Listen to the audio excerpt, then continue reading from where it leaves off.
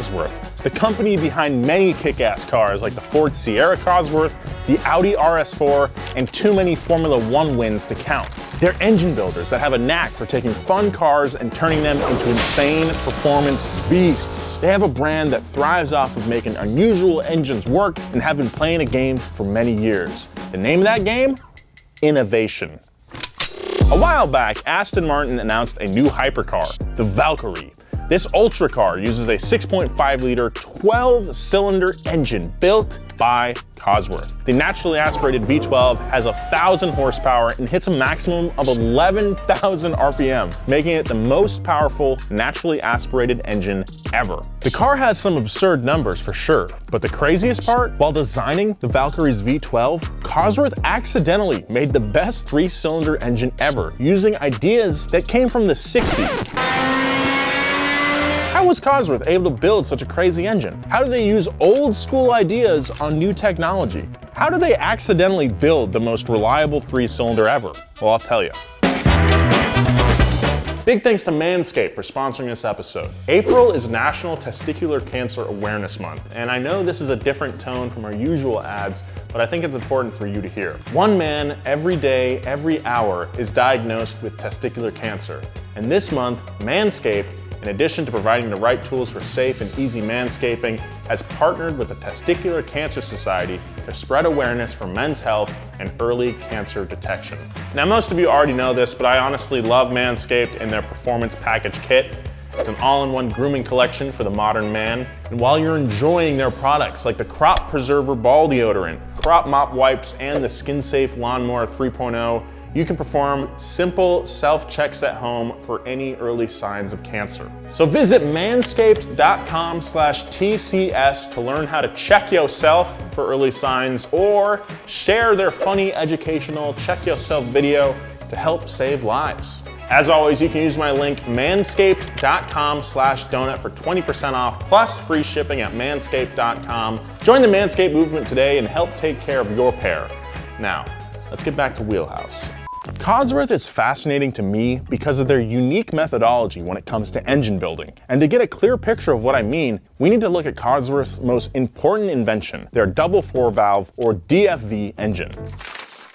We did a whole up to speed on Cosworth, which explained how the company was started and touched on this engine, but here's the short version. Back in the late 1950s, when everything was still in black and white, Keith Duckworth was a young guy who got a job working for race car builder Lotus. At the time, Lotus was building cars specifically to enter into Formula One. With Duckworth as the newest employee, he was assigned to the hardest job, fixing one of Lotus's notoriously unreliable transmissions. The issue was that, like every job that requires you to think outside the box, every single solution Duckworth offered to his boss was deemed either too expensive or not worth the resources. But Duckworth still tried his best. Duckworth became buddies with one Mike Costin, a co-worker at Lotus, and the two eventually left to form their own engine building company, Cosworth. Get it? Costin, Duckworth, Cosworth. It's a bit better than Worth Cos. That would have been weird. It was a match made in race car heaven. And lucky for them, Lotus actually hired Cosworth to tune their engines almost instantly. It's like if you dropped out of school because you were failing math and then your school hired you to teach math for them. The Cosworth-Lotus relationship eventually culminated in the greatest Formula One engine of all time, the DFV. Lotus convinced Ford to give them £100,000 to fund the Cosworth-Lotus production of a 4-cylinder engine for Formula 2 and a V8 for Formula 1. Cosworth devoted all of its resources over an 18-month period to build these engines. Early on, Cosworth realized they could kill two birds with one stone. When you think about it, a V8 is basically two inline-4 engines with a common crank. So instead of building two separate engines, they first built a really solid inline-4 and then turned it into a bigger V8. Keep in mind, engine production involves a lot of tweaking and working to make sure the block combusts the fuel perfectly. By using the same base for both engines, they could test the larger V8 using the smaller inline-4.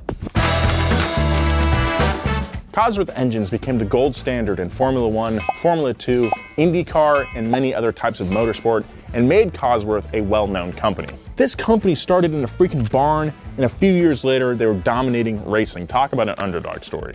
They were competing against companies like Ferrari, Maserati, and Honda. The way they were able to come out on top of their competition was their focus on high revving, efficient engine design. The DFV and subsequent engines had set a high watermark for Cosworth. They knew this kind of design process was the key to success. Instead of designing engines entirely from the ground up, it is usually easier and cheaper to take existing modular technology and modify it. Cosworth's expedited workflow meant they could produce performance engines for large OEMs with ease. For example, in the early 1970s, Chevrolet had a car called the Vega. The Vega is like the peak, boring Malaise-era compact car. The decision to give the Vega a performance model came from a man by the name of John DeLorean. Long before he was producing stainless steel gull-wing dreamboats in Ireland, DeLorean was General Motors' general manager and vice president. DeLorean sent engine designers to England to find new and exciting ways to improve the Vega's performance in light of the 1973 gas crisis. New and exciting is Cosworth's thing, so it seemed natural to the team in England would help Chevy do something cool. The Cosy Vega was designed at the twilight of the muscle car craze. While everyone else was trying in vain to find speed in hamstrung big block V8s, Cosworth gave this Chevy a European touch and filled out the engine bay with a 4-cylinder. This car had double overhead cams and fuel injection, which made it stand way out when compared to some of the barges of the smog era. This was one of the ways Cosworth completely innovated performance car culture. A few years ago, Nissan approached Cosworth and asked them to build them a V6 engine for their GTR LM Nismo race car. Nissan wanted to do something new with this Le Mans competitor, and when you want to try something new, where do you go? You go to Cosworth. While most Le Mans prototype cars have engines mounted behind the driver, Nissan wanted to try a front engine design to drastically improve aerodynamics. Cosworth didn't have time to build several different V6s to test combustion ratios and emissions and all that, so the idea they came up with was to start with engines designed to be tested, or mules, to study combustion characteristics on a smaller scale before going through the trouble to make a large V6. The engineers started by taking one of their 4-cylinder engines, cutting off one of the cylinders, and creating a 3-cylinder engine. With a small 3-cylinder to study, they could refine what they needed to before they built the real engine for Nissan. This 3-cylinder took just 5 months to go from idea to testing on the dyno to soon after, its design was adapted into a powerful V6 for the rather ugly-looking Nismo. I love ugly cars, so I can say that. It's a lot like the original DFV and FVA engines of the 1960s. The same engineering properties apply. Now let's talk about supercars. The same mule idea used on the Nissan V6 would be used to create the Aston Martin Valkyrie V12. Aston Martin asked Cosworth to build them a powerful V12, and Cosworth knew two things. One, they weren't going to put turbos on it, and two, before they went ahead and built the gigantic 12-cylinder engine, they were going to build a small 3-cylinder engine to test out how it would perform. It's especially important to do this sort of development work for road cars. To meet emissions regulations, you need to be precise about when the engine combusts. With a 3-cylinder, Cosworth can ensure that fuel and air is combusting exactly when it should. They can mess with things and hit targets without going to the trouble of building a large and expensive V12. Once the 3-cylinder achieves the desired numbers, you can make a V12 and have a very good idea of how it'll perform. Now, the Valkyrie's engine is just amazing, I mean really, but the engine Cosworth made to test it out is coincidentally maybe one of the best ever built.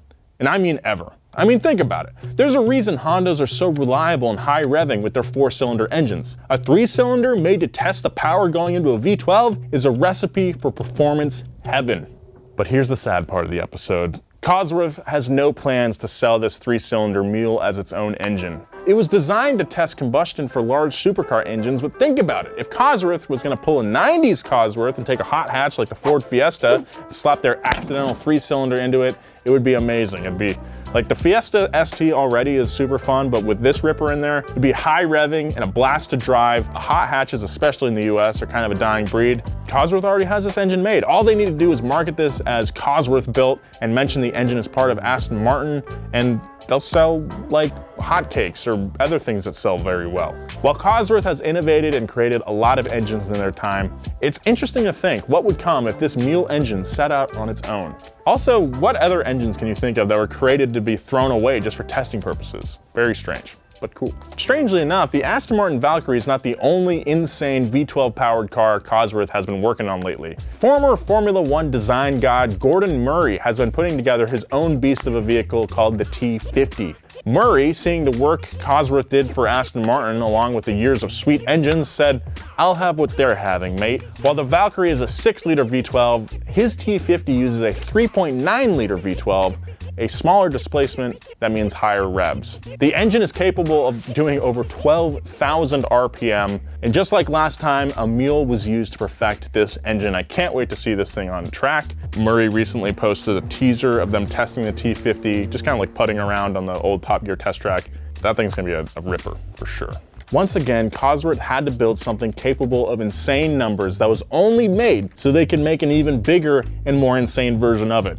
It's like a nesting doll of horsepurs. Most people talk about Cosworth as a joint venture between two successful Lotus alum, but it's actually a lot more than that. It was the inception of a new way of thinking. It was the origin of one of the most efficient F1 engines ever built. The engineers at Cosworth are some pretty cool people who take chances that usually pay off, and their ideas are still shaping engine design to this very day.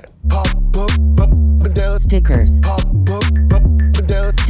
Stickers. Now available! It took forever to design these things, but the results are amazing!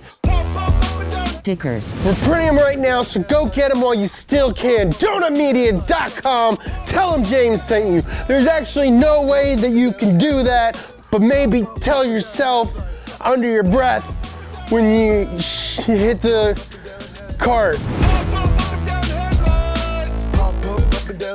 Stickers. Thank you very much for watching Wheelhouse. If you like this episode, please consider hitting that like button, that subscribe button if you haven't already. We put out cool stuff nearly every single day. Let me know in the comments what your favorite Cosworth car is. Dude, those Vega Cosworths are pretty sick. Just because an engine makes more power doesn't make it more reliable. For those about to talk about another 3-cylinder engine that makes a lot more power, checkmate, already got you. Follow Donut on social media at Donut Media. Follow me at Nolan J. Sykes. Be kind, take care of each other. See you next time.